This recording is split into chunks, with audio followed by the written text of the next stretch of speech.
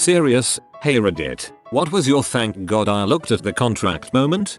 Was in a rental sublease at an apartment room where the tenants were trying to get me to pay for the months I was vacated if I could not find a replacement. I asked for a copy of the lease because the sublease had ended and they were citing the old lease rather than the new one. The tenants would not provide one, sending me the old lease. The property management wouldn't send me one, even after multiple requests from her answers emails immediately agent. 2 days before the rent was due, the agent finally sends me the new lease after I send a stern email with legalese phrases. Turned out I wasn't even on the lease at all, as subletter or tenant, and based on tenancy laws, I could just leave if I was vacated and gave notice. I gave 2 months notice, so I left.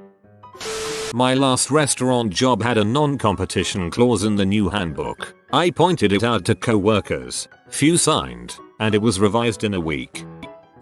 I signed up for a gym membership on a whim and got sketched out when they initially charged me $250 instead of only the $90 for the month. I went home and legit didn't sleep because I was so mad I went through with it. I called and asked the next day to see if I could cancel and almost everyone I spoke to said either no it was impossible or only if I moved to an area that didn't have the gym. I checked the contract and you could cancel within the first 2 weeks and I was only 3 days into the contract. You bet your butt I cancelled so fast. Was sent a freelance contract for a job offer in the media industry. I was a graduate at the time with 2 years experience. Was offered £6.50 hourly pay and with the expectation that I must be available to work 37.5 hours per week. I had to use my own car for business purposes, but couldn't claim expenses for fuel mileage. And above all, the contract demanded full rights for the company to use any creative works I produced within 2 years before the start date of the position. I didn't accept the job. When I bought my car new 3 years ago, the finance department processed and had me sign paperwork at a certain price. Then they called me 3 days later and told me that their lender fell through and I would actually have to pay an additional $100 a month. I brought in the paperwork with the price I signed for and the keys. Told them they would stick to the contract or they could have their car back with the additional mileage. Apparently this is a fairly common practice at car dealerships. Beware. I moved into my worst ever apartment complex. They had too small of a staff. The maintenance guys looked unprofessional, and I was burglarized. When I was burglarized, the temporary person working the property from another apartment complex wasn't sensitive at all to me and asked me to provide my renter's insurance information to pay for the damage to the door and building. I don't think she knew how this works. Well, understand I was counting down the days until my lease was up. I submitted the required 45 days notice and found a better place to live. The property contacted me and told me they were happy to accept my notice and that I'd be out in June. This was March. Told them no, my lease was up April. They told me according to my lease, I still had 2 more months. I told them to show me. I had signed a 10-month lease, not a 12-month lease. They were certain the lease was 12 months, but they didn't produce the lease. They gave me a copy of their standard lease. I had to do some digging but I found my copy of the lease I signed. 10 months. Definitely research management company's owners before moving into a property. Also, keep a copy of your own lease handy and read it. I had to pull mine out a few times when I lived in a certain place, and I was glad I kept it within easy reach. Toyota was going to give me a $750 college rebate and 1.9% APR for 60 months for my truck. Finance comes to talk saying I suddenly don't qualify for the rebate and if I did take the rebate offer I'd have a 5% APR rate and said to purchase the truck without the rebate at 3.5% APR. Luckily I'm not stupid and looked through the rebate's fine print prior to walking in. I told them to show me where in the fine print where it said I would have to pay that interest rate and why. The guy said sure he would show me. Obviously couldn't find it. He walked away and came back and said I actually do qualify for the rebate and low percent APR. So yeah, Richard, if you're reading this, frick you. You'd think that there would be money with ex-car salespeople charging car buyers to go with them and do battle for them on buying a car. I had taken some helicopter flying lessons and was considering switching careers to that. So I found a flight school and applied for a student loan. Fannie Mae was the only one that would cover it. And when I got the final paperwork, The interest rate was higher than they told me over the phone and the total payment to them was going to be well over $200,000. So I cancelled and didn't go to flight school. I meant Sally Mae. Frick Sally Mae. The amount of times I've heard about them harassing their students for no reason is insane. Not to mention that their rates are super high. At my high school, they set up Wi-Fi for us to use. However, in the terms of service, it said that by signing into the network, the school had permission to search the phone and look at its contents. I did not sign in, and have not to this day. My wife and I were at a car dealership buying our first car. The dealership was offering special no-interest financing for recent college grads and we were using that to finance the car. The finance guy presented us with two options, a 3-year payment plan and a 5-year payment plan. The whole time he made it sound like the zero interest applied to both and so we went for the 5-year plan to get a lower payment. Finance guy tries to get us to sign without reading the paperwork, but we weren't having that. Come to find out the longer payment plan didn't qualify for the no interest deal and we were getting charged 6.5%, which is a heck of a lot more than zero. We got pissy and threatened to walk out after we realized what they were trying to pull and got them to come down on the price. I know they've pulled that on other recent grads who don't read the paperwork and just sign. I briefly dated a car salesman and all around shady dude for a while when I was fresh out of college. They used to call the deals where they were able to con someone into paying more interest wise a head crack and these victories would be well celebrated in the back rooms of the dealerships. As a result, I always walk into the dealership with my own financing from my bank. Went to pick up my car from the dealership and it said by signing the paperwork it gave them permission to lend my information to third parties. Nope. Some workplace that demanded at least 4 years of employment or else I would have had to pay for those 4 years as you would pay for a course, in case of earlier quitting. How? Landlord agreed to let me move out a month early since he wanted to lease the apartment to someone else. We had to sign new paperwork to let me out of the original lease and to make me agree to be out by an earlier date. I knew he was a recently convicted forger, so I made sure to read what I was signing. He'd added the condition that if anything fell through with the new tenant that I would still be on the hook for rent after I moved out. I called him out on it, and he said, oh yeah, I just added that part to protect myself. Then he stole my deposit. I still need to take him to court for that. Frick you, John. Okay, you all convinced me. I've got a few more months before the statute of limitations is up. Just left him one final voicemail and will proceed with the civil case if I don't get my check by the end of this week. Do it already, make him pay. Do it for all of us who love you.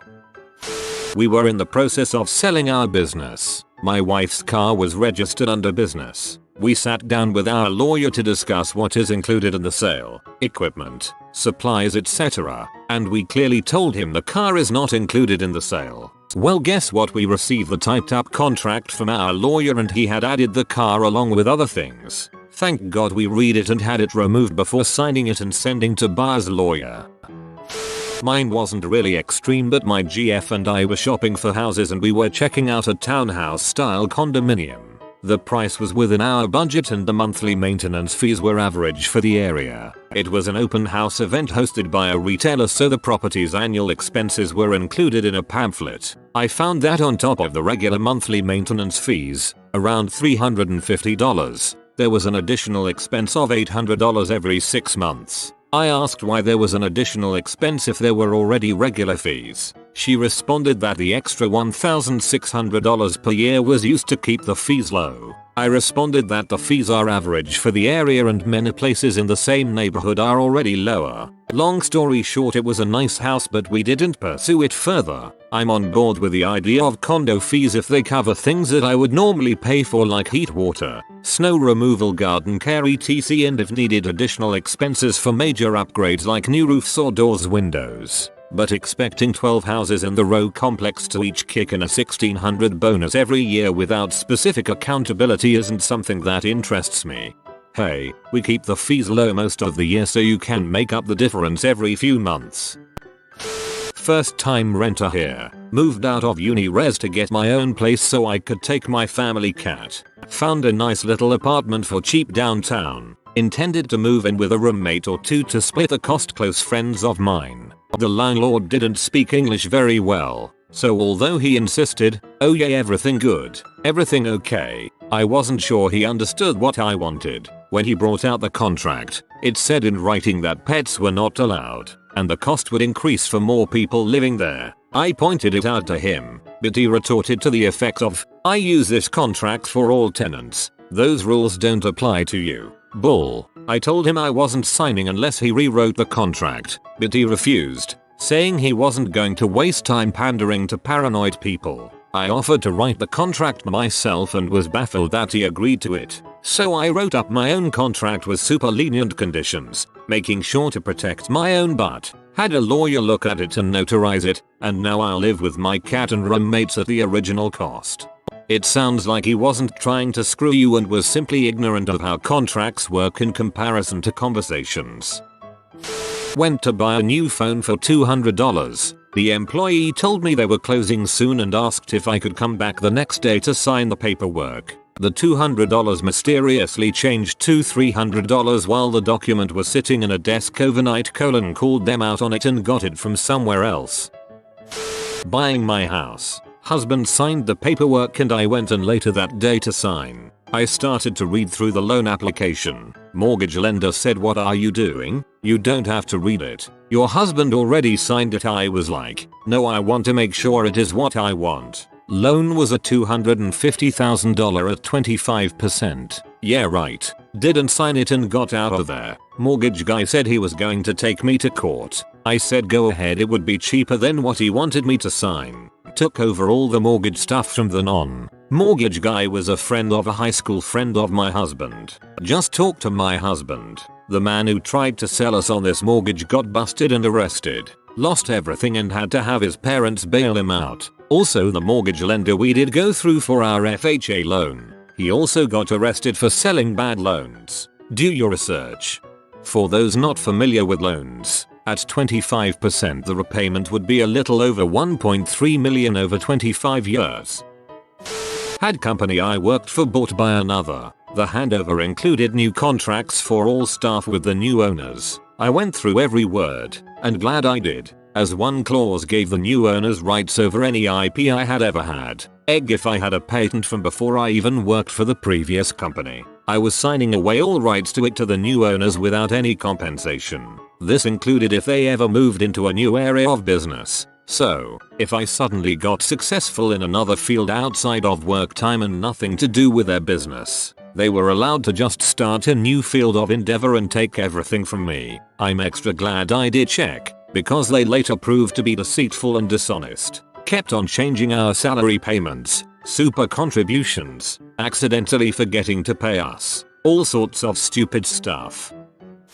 We were getting ready to move from the US Midwest to one of the US island territories back in 2000. We had 5 cell phones that I was going to have to cancel and I was looking at some hefty cancellation fees. Then I remembered a clause, not in the contract, but that was printed on our bill a month or 2 earlier. Previously they had not charged per minute rates for calls if they were automatically forwarded from the cell number to another number. I had mine set up to transfer to my landline. The notice had 2 important points. First, they would now charge for the duration of the call even if it was forwarded. Second, if I didn't agree to those terms, I could terminate the contract with no penalties. Remembering that, I saw that saved me almost $1,000 in termination fees. I was prepared for a hassle when I contacted them, but the termination went smoothly. I moved to Southeast Asia to work as a teacher. In the contract that they originally emailed me, they offered $1,000 to cover my moving costs. Really, that was just barely more than my one-way ticket, but at least I wouldn't lose money. When I arrived, they gave me a copy of the contract to officially sign, but I noticed that there were fewer total enumerated points on that contract than on the one emailed to me. I looked more closely, and they had removed the provision for $1,000 moving costs. I know Southeast Asian culture, so I knew blowing up wouldn't get me anywhere. I played it off as a mistake and calmly insisted on signing a printed off version of the one emailed to me. I got that $1,000, but thank goodness I read the contract again. When I finished high school I had to have a gap year and earn $26K in 12 months to be declared as independent in order to get or study. Government pays you to study and move to university. Got a 12-month job and read the contract extensively because I needed to be making at least $500 a week. Job was paying $550 a week, so signed the contract and went to work. My first payslip was $310. Mind you, this was tarring roads for 40+ hours a week, so this was taxing work for so little money. Demanded for 6 months to get a copy of my contract, but the traineeship agency wasn't responding. Had to do extra work on the weekends at Subway to get my weekly earnings up. Eventually the general manager called me and set up a meeting with me. Said this was a frick up and they'll back pay me and start paying me what I signed up for. People got fired for letting it go for so long. I can't believe this. To fix this, someone has to go and ask for a bunch of money for an abnormal payout, and that raises questions. A lease I once had said, the landlord agrees, at the renter's expense, to blah blah, with the blah blah being a list of deep cleaning services to be completed at the end of the lease, likely many hundreds of dollars worth.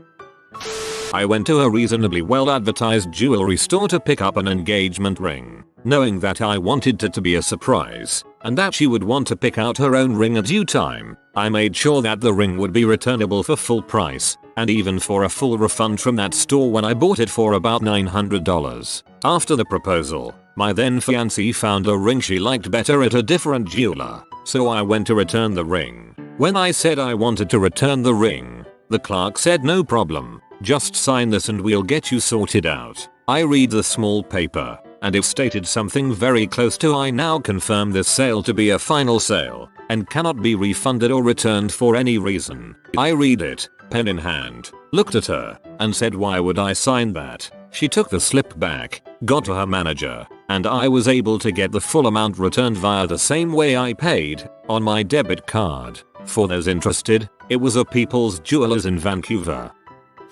2 years ago I went to buy a used car. I really liked it. Test drove it twice, and went in for the paperwork. They ran the numbers and gave me the paperwork to review. I busted out my phone and started doing the math on it using one of those websites that calculates auto financing and interest for you. I did the math with the website and on my own 3 separate times while they stared me down. The numbers didn't add up.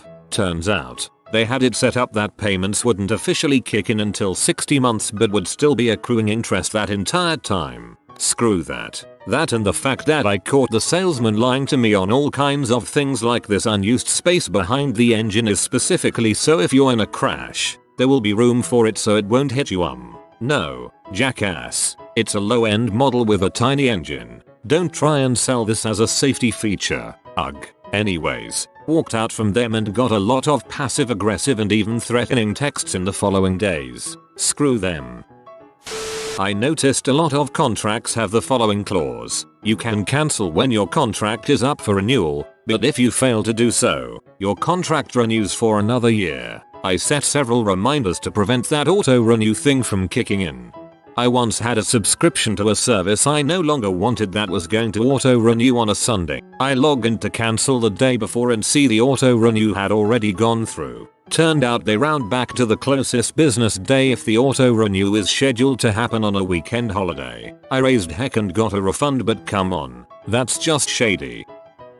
Looked at renting a house about 7 years ago, and the homeowner had inserted some of her own clauses into the standard tenancy agreement. Now this is absolutely fine to do, but they were purposefully put into different sections of the document. So if you read the part detailing security deposit, you wouldn't see her additions as she put them in another area on the paperwork. One clause was that no footwear of any kind can be worn inside the property. Failure to adhere to this will mean the whole property's carpeting must be professionally cleaned. Another was the waiving of the mandatory notice period before the homeowner can come by and inspect the property. There's supposed to be a minimum amount of time they must give you notice-wise before they can come over unless there is a serious property fault, leak etc. So that they can't just turn up unannounced. She wanted that waived so she could check we were treating her property right. And if we weren't, then we'd be immediately evicted. I also caught her telling a relative that she registers eviction proceedings upon the start of the tenancy so she can evict them as soon as she decides they've broken her rules. There was a mandatory waiting period between commencement of eviction proceedings and being able to actually get enforcement officers to evict a tenant. Not sure of the current rules on this anymore, as I don't have as much to do with rental properties now. Noped out of that house really quickly and got a much bigger, cheaper house, albeit more of a death trap, a few streets away. She registers eviction proceedings upon the start of the tenancy so she can evict them as soon as she decides they've broken her rules. Even in my landlord-friendly state, that isn't how it works. I just bought a used car and my wife and I had to bring our newborn. She hadn't pooped all day and I knew from her doing it the day earlier that a monster crap was brewing. Well, it happened in the finance office and she crap all over me. Now just before this we talked about the $250 cancellation option. How I didn't want it. How I sold cars in my past. We had a good conversation about it. Well, this jabroni give my wife a digital paper to sign to reject it and zooms in to help her sign but is really obscuring the fact he had her sign for it. After I emerged from the bathroom, covered in watered down crap, I read the whole long form and caught it. He pretended not to know what the charge was. Then he said it will take hours to manually redo. I told him to get to it. It didn't take hours. I didn't know about the signature until after I got home because he gave me a digital copy of that on a USB drive. When I got home and looked over the digital part of the contract, I was floored to see and put together what happened. This Ashat saw us struggling with our new baby and thought he could steal $250 from us to pad the back end. Ah, that old trick. I was actually taught by that in my car rental days. Include the insurance and of course say you must have fat fingers and hit the wrong button. Haha. Put a $20k deposit on a house. When we went to meet with the kitchen subcontractor to pick our appliances, he told us he couldn't order them until he got paid by the contractor for back $sign owed. Turns out the contractor couldn't pay his bills. When I went to the real estate agency that we bought through, looking for my deposit back, they told me the contractor had the cash. There was nothing I could do. I was not happy, so I started digging a bit and watching the house and the listings. Within a week they had another deposit on the house. What I learned from my digging was this: it's extremely illegal to take and hold two deposits on the same property. Armed with this knowledge, I paid another visit to the real estate agency and told them they just violated the law, and their choice was get me my money or deal with the cops and every legal agency involved in real estate regulations in the state. Had my money back 2 days later, but only after telling the contractor no to a personal check. Recently, I just started a new job and the employee agreement said I wasn't eligible for overtime, but it was something I 100% confirmed I was eligible for, and it was in my job offer letter. I pointed it out on the spot and HR crossed it out and initialed it. She claimed she must have grabbed the wrong agreement by mistake. I hope there wasn't anything else in the agreement that didn't pertain to me. It did have a forced arbitration clause that I'm still unhappy about, but this job is just a stepping stone for me. Check up thread, I think your HR rep posted, too. I got a job offer from a company that I had never heard of but had a decent salary. I was reading the contract and if I ended up quitting before my 2-year anniversary of the company I would need to pay them back for every cent I earned and pay them a fee for the training they would give me. I am so glad that I look more into that contract other than the salary. If you are new to the channel, you can subscribe. I publish new videos every day. Until then, check another video.